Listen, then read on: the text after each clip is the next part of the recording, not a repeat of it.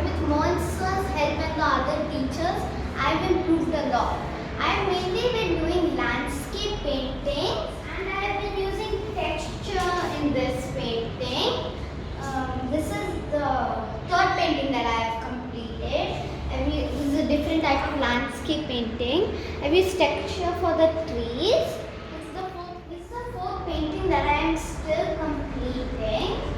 I thank you ARTKALA for teaching me